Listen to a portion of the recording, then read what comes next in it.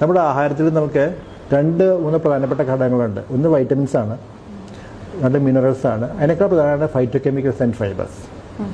ഈ phyto chemicals and fibres ആണ് cancer തടയാൻ സഹായിക്കുന്ന 2 പ്രധാനപ്പെട്ട ഘടകങ്ങൾ.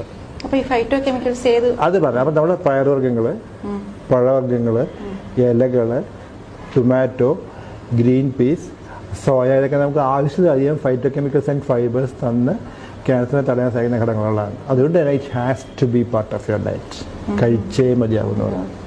അപ്പോൾ നമ്മൾ തിരിഞ്ഞാലോചിച്ചാൽ പണ്ട് കഴിച്ചിരുന്ന ആഹാരങ്ങൾ എടുത്താൽ, ഇപ്പോൾ നമ്മൾ ചിലർ ചോദിക്കും മഞ്ഞൾ കഴിച്ച് കഴിഞ്ഞാൽ ക്യാൻസർ തടയാൻ സാധിക്കുമെന്ന്. നമ്മൾ ക്യാൻസർ തടയാൻ വേണ്ടി മഞ്ഞൾ പൊടി കഴിക്കേണ്ട ആവശ്യം വരില്ല. കാരണം നമ്മൾ ഉപയോഗിക്കുന്ന കറികളിൽ മിക്കവാറും എല്ലാത്തിനും മഞ്ഞളുണ്ടായിരുന്നതാണ്. ഫൈബേഴ്സ് നമ്മൾ കഴിക്കാൻ വെറും നമ്മൾ നല്ല ക്ലാസിക്കൽ എക്സാമ്പിൾ അവിയലാണ്. എല്ലാം ഉണ്ട് അതിൻ്റെ അകത്ത്. ഫൈബറുണ്ട്, നമുക്ക് ഇതുണ്ട്, നമുക്ക് മഞ്ഞളുണ്ട്. അതുപോലെ നമ്മൾ ഉപയോഗിക്കുന്ന തോരനൊക്കെ ഹൈ ഫൈബർ അല്ലേ ഉണ്ട്. പക്ഷെ നമ്മുടെ പ്രശ്നം നമ്മളിതൊക്കെ മാറ്റി. നമ്മൾ ഞാൻ എപ്പോഴും പറയാൻ സായിപ്പ് എന്തൊക്കെ പറഞ്ഞാലും കഴിച്ചില്ലെങ്കിൽ സായിപ്പ് സാലഡ് എന്ന രൂപത്തിൽ പഴങ്ങളും പച്ചക്കറികളും ഇലകളും കഴിക്കും. നമുക്ക് സാലഡ് ഇല്ലായിരുന്നു. നമുക്കുണ്ടായിരുന്ന ഈ സാധനങ്ങളൊക്കെ അവിയലും തോരനൊക്കെ. അപ്പം നമ്മൾ അതൊക്കെ മാറ്റി വെച്ച് നമ്മൾ മറ്റേതൊക്കെ കഴിക്കും. നമ്മൾ ഫ്രൂട്ട്സ് റെഗുലറായിട്ട് കഴിക്കുന്നത് നമ്മുടെ ഹാബിറ്റിൻ്റെ പാർട്ടല്ല.